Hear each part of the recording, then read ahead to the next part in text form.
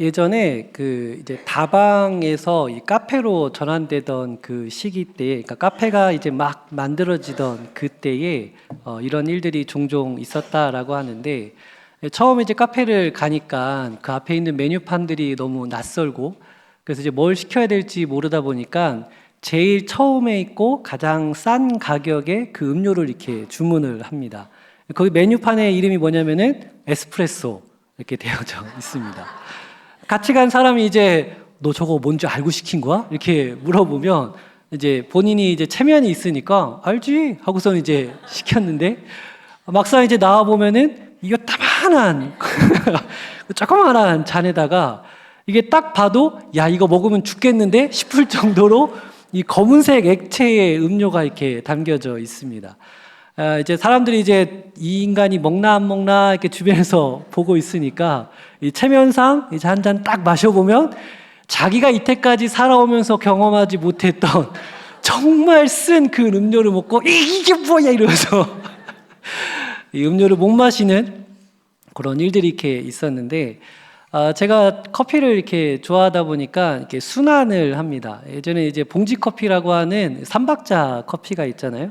삼박자 커피를 이렇게 마시다가 브루잉 커피라고 해가지고 원두를 갈아서 그냥 위에 뜨거운 물을 부어서 마시는 이 커피를 마시다가 요즘에는 이제 에스프레소에 다시 또 이제 맛을 들이기 시작했습니다. 근데 실제로 쓰기는 한데 한번 이걸 제대로 맛을 보기 시작하면 에스프레소가 정말 맛있습니다. 그 커피 고유의 맛을 잘 담고 있는데, 에스프레소가 고기압으로, 그러니까 높은 압력으로 이게 추출해서 한 번에 나오는 음료라고 우리가 보통 생각을 하는데, 생각보다 에스프레소가 여러 가지 변수들에 의해서 맛이 바뀌어집니다.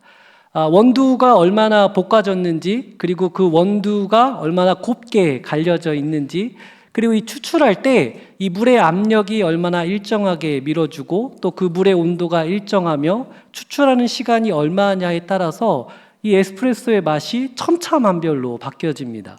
그러니까 자그마한 변화들 속에서 에스프레소의 그 원두의 다양한 맛을 볼 수 있는 것이 이 에스프레소 커피의 이 특징이기도 합니다. 그런데 반대로 이 에스프레소 음료가 맛있게 나오기 위해서 여러 변수를 사용하기도 하지만 이 원두가 그대로 두면 산화가 되기 때문에 맛이 변질될 수도 있고, 또 반대로 이 추출하는 그 과정 속에서 이전에 추출했던 것들의 찌꺼기가 이렇게 남아 있으면 아무리 에스프레소를 잘 추출한다 할지라도 막상 맛을 보면 도저히 그것을 먹을 수 없을 정도로 이 탁탁한 맛을 만들어내고 있습니다. 이처럼 성숙한 변화가 있고 여러 가지 맛을 좋게 만드는 변화가 있는 반면에 이 맛을 망가뜨리는 변질되어지는 모습도 있습니다. 이처럼 변화는 성숙의 과정에 이르는 긍정적인 변화도 있는 반면에 우리로 하여금 가치를 상실하게 만드는 부정적인 변화도 있습니다. 우리가 가만히 이렇게 생각해 보니까 우리 모든 사람은 다 시공간 안에 살고 있습니다. 특별히 우리 어떤 사람이라 할지라도 이 시간을 벗어나서 살고 있는 사람은 없습니다. 이 말은 시간 안에 우리가 모두 살고 있는 존재이기 때문에 그 시간과 세월 속에서 우리 모두가 다 변화를 경험할 수밖에 없음을 이야기하고 있습니다. 우리가 이 세월 앞에 변화되어지는 것을 너무나도 잘 알고 있습니다. 그러하기에 우리는 이 변화를 긍정적인 변화로 이끌어갈지 혹은 그대로 두어서 이 부정적인 변질로 만들어 갈지 우리는 반드시 선택해야 합니다. 오늘 본문은 우리 모두로 하여금 이 긍정적인 변화로 초대하고 있습니다. 그리고 구체적으로 그 긍정적인 변화를 위해서, 즉 새롭고 놀라운 그 변화의 삶을 위해서 우리가 어떻게 해야 할지를 구체적으로 알려주고 있습니다. 우리가 함께 이 말씀을 살펴보면서 과연 우리가 어떻게 변화해야 할지 함께 이 고민하는 시간을 갖고자 합니다. 바라기는 성령의 도우심 아래 우리 모두가 주의 뜻을 깨닫고 또 새로운 삶을 향하여 결단하며 나아가는 은혜의 시간이 되기를 간절히 소망합니다. 아유, 컵이 막 떨려요. 먼저 본문 1절 말씀을 보겠습니다. 3장 1절은 이렇게 시작하고 있습니다. 그런데라고 시작을 하고 있습니다. 여기서 우리가 주목해야 될 부분은 왜 그런데라고 시작하냐라는 겁니다. 이 말은 앞선 이야기가 분명히 있고 그 이야기를 끌어와서 이어지는 이야기라는 것을 이 암묵적으로 이야기하고 있습니다. 앞선 이야기에서 이어지고 있음을 보여주고 있는데 이 앞선 이야기는 요한복음 2장의 이야기입니다. 요한복음 2장에서 예수께서 이 성전에 가셔서 그 성전을 청결하게 하시는 사건이 다루어지고 있습니다.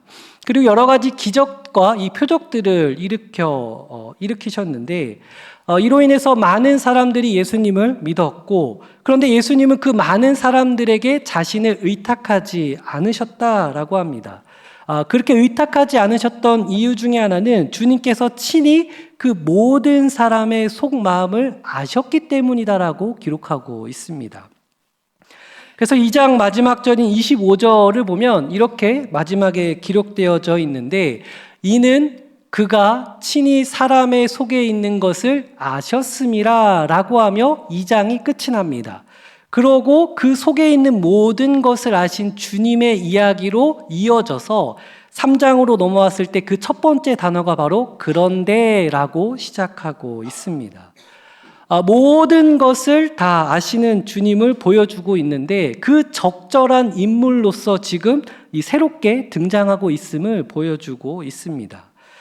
예수께서 그 속에 있는 마음을 훤히 꿰뚫어 보는 그 사람이 나타났고 그가 바로 니고데모라고 하는 사람입니다. 앞서 봤지만 3장 1절은 그래서 이 니고데모를 향하여 이렇게 표현되어지고 있습니다. 바리새인 중에 니고데모라고 하는 사람이 있으니 유대인의 지도자라라고 하고 있습니다. 니고데모는 바리새인이고 또 유대의 지도자였습니다. 그리고 여기서 한 가지 빠진 부분이 있는데 그가 당대 시대 가운데 매우 부유한 사람이었다라고 합니다.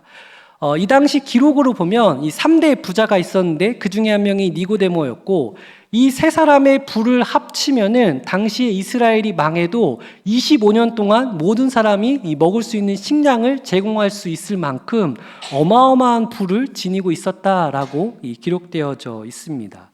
오늘날로 따지면 재계의 총수 이름을 이야기하면 우리가 다 알고 있듯이 이 당시 어떠한 사람이라 할지라도 니고데모라고 이름을 이야기하면 그가 부유한 사람이고 그가 지혜롭고 명성이 높은 사람이다라고 모두가 다 알고 있었던 사람이었습니다.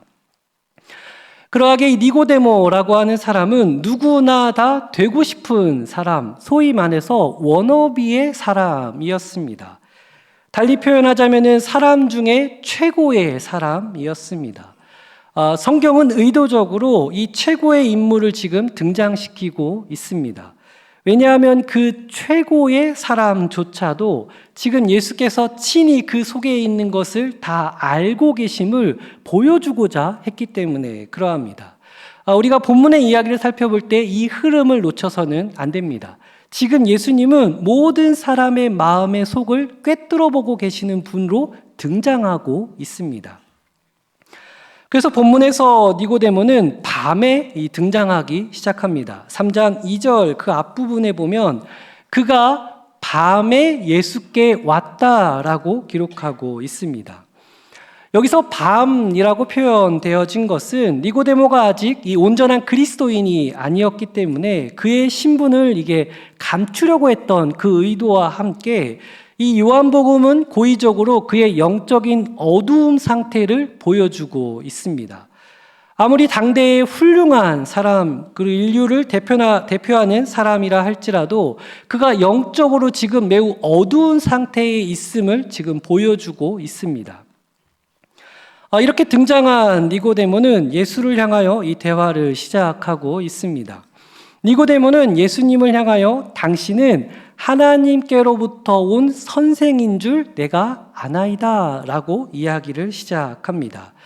여기서 우리가 핵심적으로 봐야 될 부분은 예수님을 향하여 당신은 하나님께로부터 온 선생으로 이해했다는 것과 본인이 그것을 알고 있다, 내가 이해하고 있다, 내가 다 해석하고 분석했다라고 표현한 부분입니다.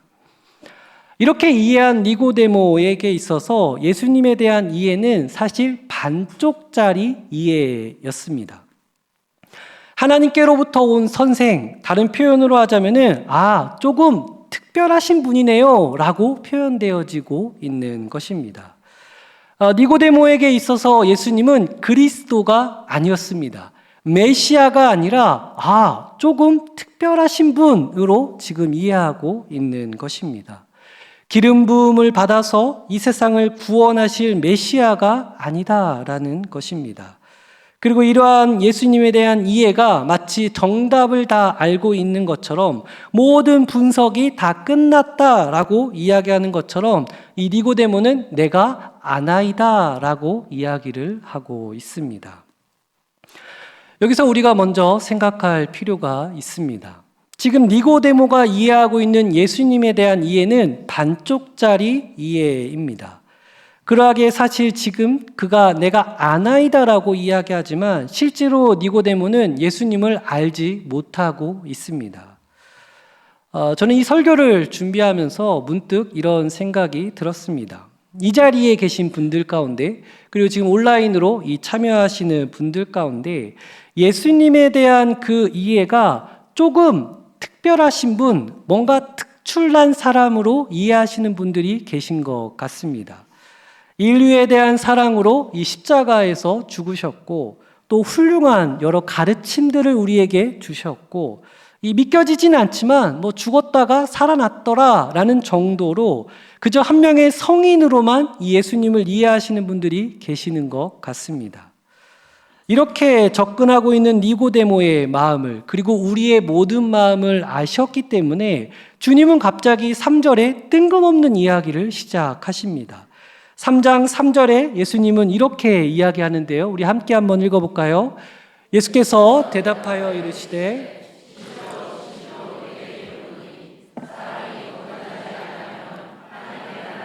볼 수 없느니라. 아멘.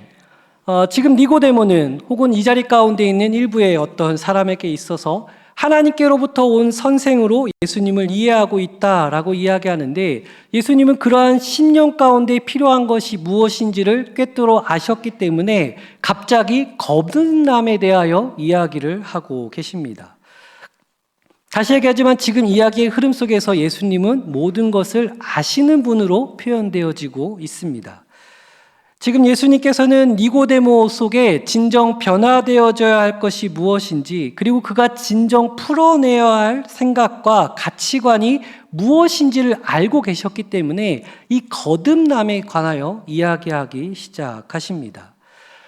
니고데모는 지금 변화되어져야 할 대상, 다시 말해 거듭나야 할 대상으로 지금 등장하고 있습니다. 저는 이 자리에 계신 분들 가운데 역시나 여기에 해당되는 사람들이 있다라고 생각을 했습니다. 예수님에 관하여 조금 특별하다라고 여기시는 분들 혹은 내가 지금 예수님을 잘 알지라고 하는 그 착각 속에 계신 분들이 다 여기에 해당되어집니다. 우리 모두는 다 거듭날 필요가 있습니다. 그러면 무엇이 거듭나야 하는지 계속해서 이 본문의 이야기를 한번 살펴보도록 하겠습니다. 예수께서 갑자기 거듭남에 관하여 이야기를 하기 시작하니까 이 니고데모가 살짝 기분이 상한 것처럼 보여집니다. 왜냐하면 니고데모는 이 당대의 지식인이었고 이 군중을 이끌어가는 지도자였습니다. 그리고 부와 명성이 매우 높았던 사람이었습니다. 특별히 유대의 지도자로서 그리고 바리새인으로서의 그의 고민은 아마도 이 변화였던 것으로 보여집니다. 늙어서까지 여러 인생을 살아보니까 사람이 참 변하지 않는다라는 것입니다. 자신은 상류층에 있는 사람으로부터 시작해서 이 하층민에 이르기까지 다양한 사람들을 만나면서 사람들이 변화되어지기를 간절히 원했지만 그게 정말로 어렵고 안 되는 거 아닌가라고 생각이 들 정도로 변화되지 않음을 경험하였습니다. 그래서 우리나라 속담 가운데 3살 버릇이 여든간다라고 하는 말이 있듯이 그가 볼 때 차라리 다시 태어나서 어렸을 때부터 이 율법을 제대로 잘 가르치면 바뀌어지지 않을까? 그리고 이것이 아니면 사람의 변화는 거의 불가능하다라고 생각하고 있었던 것으로 보여집니다. 그래서 예수께서 이 거듭남에 관하여 이야기를 시작하자 니고데모가 곧장 이렇게 대답하였습니다. 4절에 보면 니고데모가 이르되 사람이 늙으면 어떻게 날 수 있사옵나이까? 그러니까 늙으면 변화될 수 없는 거 아닙니까? 차라리 두 번째 모태에 들어갔다가 날 수 있사옵나이까? 다시 태어나야 되는 거 아닙니까? 라고 이야기를 하고 있습니다. 모태에 들어갔다가 다시 태어나야지만이 진정 변화될 수 있는 것처럼 사람이 바뀌기 참 어렵습니다. 라고 에둘러 이야기하고 있습니다.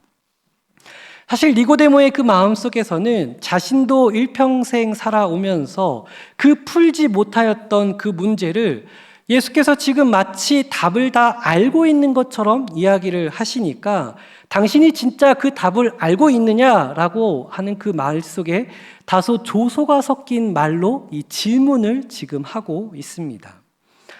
사실 이 말 속에 지금 니고데모가 얼마나 예수님을 무시하고 있는지를 여실히 볼 수 있습니다. 이미 이 니고데모에게 있어서 예수님은 갈릴리 나사렛이라고 하는 굉장히 이 척박한 곳의 출신이라는 것과 그가 혈통적으로나 학력적으로나 재력도 전혀 없는 인물이라고 하는 선입견을 이미 갖고 있었습니다. 그러하게 그는 다소 이 교만한 자세로 지금 질문을 하고 있습니다. 여기까지 이야기를 우리가 잘 정리할 필요가 있습니다. 성경은 지금 예수께서 친히 사람의 속을 다 아시는 분으로 묘사하고 있습니다. 그런데 그 딱 적합한 인물로서 지금 니고데모가 등장하고 있습니다. 그는 모두가 다 바라고 원하는 최고의 사람이었습니다. 그런 당대의 최고의 사람이 지금 예수님 앞에 서 있고 이 니고데모는 예수님을 조금 특별한 사람, 조금 특출난 사람으로 이해하고 있습니다. 그리고 그렇게 이해하고 있는 니고데모를 향하여 예수님은 거듭남과 그가 알지 못하는 지금 하나님의 나라에 관하여 이야기를 풀어가고 계신 것입니다. 이런 여러 가지 상황 속에서 자신의 속마음이 들킨 니고데모는 자신의 교만을 숨기지 못하고 조롱 섞인 이야기로 사람이 거듭나기가 정말로 어려운데 그러면 차라리 모태에 들어가 다시 태어나야 하지 않습니까? 라고 이야기하고 있습니다. 이 말은 아무리 당대의 최고의 사람이라 할지라도 사람은 변화될 수 없다라는 것을 스스로 지금 고백하고 있는 것입니다. 한마디로 사람의 변화는 불가능하다라고 이야기하고 있고 어쩌면 우리 안에서도 이러한 생각이 자리 잡고 있는지 모르겠습니다. 사람은 진짜 변화되기 어렵다. 그래서 여기서부터가 매우 중요합니다. 이러한 참된 변화로 나아가는 길이 무엇인지 예수님께서 이제 알려주고 계시기 때문에 그러합니다. 요한복음 3장 5절에서는 예수님께서 이렇게 이야기하십니다. 우리 함께 읽어볼까요? 예수께서 대답하시되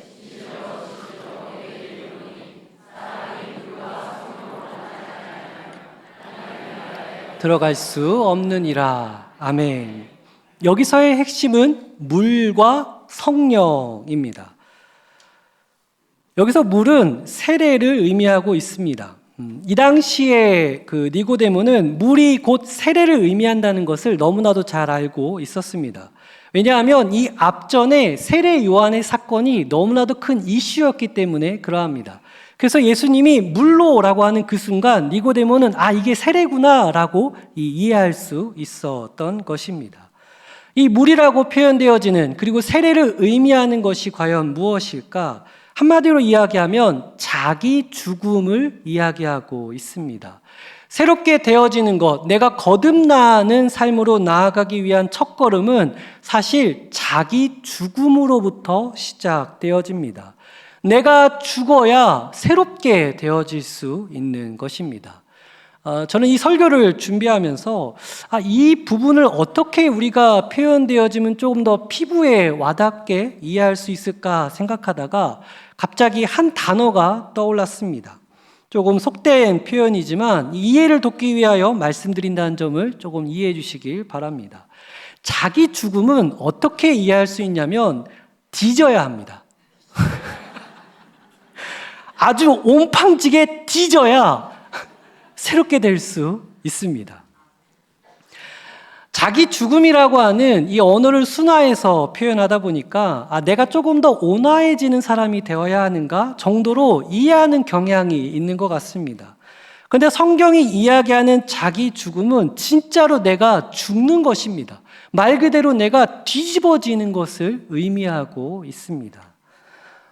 제가 우리의 마음이 어떠한지 그리고 저 개인적인 생각이 어떠한지에 관해서 이 여실히 드러내주는 하나의 이야기가 있습니다. 이 이야기를 한번 들려드리겠습니다. 오늘 성경에는 니고데모가 3번 등장합니다. 오늘 본문에서 처음 등장을 하였고 이 중간에 산헤드린 공의회가 예수님을 잡아서 재판하자라고 하니까 니네가 예수님을 재판하면 안 된다라고 이제 변론하는 장면에서 한번 등장을 하고 그리고 마지막에 예수께서 이 십자가에 달려 돌아가셨을 때에 그 예수님의 장례를 치른 인물로서 이 니고데모가 3번 등장을 합니다. 니고데모는 분명 이 과정 속에서 완전히 거듭난 사람으로 이 등장을 하고 있습니다. 니고데모가 이 사형수를 이 장례를 치르기 위해서 상당한 금액을 치르었다라는 것은 사실 그가 모든 지위를 다 포기했음을 보여주는 장면입니다. 이 사형수, 더군다나 이 국가 반란을 일으킨 인물로서 이 사형에 처한 사람을 자기가 장례를 치름으로 인해서 유대 지도자의 자격을 그는 박탈당하였고 재산을 그는 모두가 다 포기하였고 이 모든 명성을 다 지금 내려놓은 상태입니다. 니고데모는 진짜 변화되어졌습니다. 그래서 전승에 의하면 이 니고데모에 대한 기록이 어떻게 남아있냐면은 그가 상당히 부유한 사람이었으나 매우 게을러서 모든 재산을 탕진한 사람이었다라고 유대 전승에 기록되어져 있습니다. 그러니까 유대인의 입장에서는 니고데모가 기독교로 개종했기 때문에 매우 보기가 안 좋아서 악한 인물로 만들었습니다. 재산이 많았지만 게을러서 탕진한 사람. 그런데 이 동일한 인물을 놓고 기독교에서는 어떻게 기록되어져 있냐면 그가 이 예수를 장례 치른 이 사건으로 인해서 그 모든 자격이 다 박탈되어졌고 심지어 AD 70년에 이 예루살렘이 로마로부터 공격을 받아서 이 초토화되어졌을 때에 한 여인이 말의 그 똥 속에서 이 밀의 씨앗을 찾아서 이 먹을 것을 해결했다라고 하는 그 기록이 남아져 있는데 그 여인이 누구냐면 바로 이 니고데모의 딸로 기록되어져 있습니다. 그러니까 이 기록들에 의하면 니고데모는 모든 것을 다 잃고 난 뒤에 가말리엘이라고 하는 당시의 학자의 도움을 받아 그의 집에 숨어서 살았고 남은 여생을 매우 가난하고 소박하게 살다가 그의 생을 마감했다라고 기록되어져 있습니다. 니고데모는 자신의 모든 것을 다 잃는다 할지라도 예수를 위해 살아낸 삶으로 완전히 변화되어졌습니다. 제가 우리의 생각이 어떠한지를 여실히 드러낸다라고 했죠. 저는 이 이야기를 들으면서 가장 처음 들었던 생각이 무엇이었냐면 야, 적당히 믿어야지 완전히 믿으면 쫄딱 망한다. 우리가 적당히 믿어야 되겠다라는 생각을 저도 처음에 들었습니다.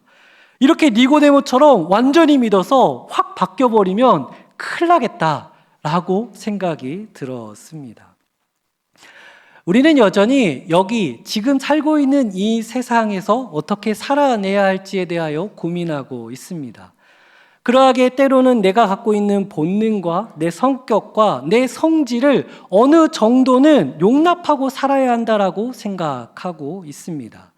적절한 타협점을 찾았고 지금 그렇게 우리는 신앙생활을 하고 있습니다. 그러나 안타깝게도 오늘 본문은 그리고 예수님은 우리에게 명확하게 이야기하고 계십니다. 진짜로 내가 죽어야 하는 것입니다. 지금 내가 목숨처럼 붙잡고 있는 것이 있다면 그것에 주인되어져서 그것이 주인되어져 나를 지배해서는 안 됩니다. 그게 있을 수도 있고 그게 없어도 돼. 그게 나를 주관할 수 없어. 나를 주관하시는 분은 예수님이야 라고 고백하며 살아가는 것이 건강한 그리스도인이지 내 모든 것을 지키기 위해서 내가 주인 되어져서 하나님마저도 그 밑에 두고 살아간다면 건강한 그리스도인이 아니다라는 것입니다. 참된 주인이 내가 아니라 예수님이 되어지는 삶, 그 예수님이 결정했다라고 한다면 나의 모든 것까지도 내어드릴 수 있는 삶으로 나아가는 것이 바로 참된 자기 죽음이라는 것입니다. 그래서 우리가 어떻게 살아내야 할까? 예수님은 그래서 물과 더불어 성령으로 새롭게 되어져야 한다라고 말씀하고 계십니다. 우리가 잘 알고 있는 이야기가 하나 있습니다. 어느 사람이 이 귀신에 들렸었는데 그 더러운 귀신이 이 사람에게서 빠져나갔습니다. 그러다 이 귀신이 두루두루 돌아다니다 보니까 예전에 나왔던 그 집, 그 귀신 들렸던 사람에게 다시 들어가고자 했습니다. 왜냐하면 그 집을 보니까 자기가 나오고 난 뒤에 그 집이 깨끗하게 청소가 되어졌고 이 집이 수리가 되어져 있으니 이전보다 악한 7 귀신을 데리고 그 집에 들어갔다라는 이야기가 기록되어져 있습니다. 우리가 만약에 자기 죽음에만 머무르게 되어지면 이것과 같이 될 수 있습니다. 오히려 믿기 이전보다 더 악하고 더러운 것으로 가득히 채워질 수도 있다라는 것입니다. 예수님은 그러하게 온전한 비움, 자기의 죽음을 경험한 사람은 성령으로 가득히 채워야 한다라고 우리에게 알려주고 계십니다. 보통 우리가 이것을 두고 성령 충만이라고 이야기합니다. 그런데 우리가 이 성령 충만에 대하여 이해할 때 어떤 은사를 받았거나 내가 능력을 행사하는 것으로 이해해서는 안 됩니다. 물론 그런 요소가 있지만 성령 충만의 원래 의미는 다르게 있기 때문에 그러합니다. 성령이 가지고 계시는, 성령이 하시는 제1사역, 가장 우선적으로 하시는 사역이 무엇이냐면은 예수를 주로 시인하게 하시는 것입니다. 성령은 모든 사역의 가장 우선순위는 예수를 믿게 하는 사역이 제일 우선순위입니다.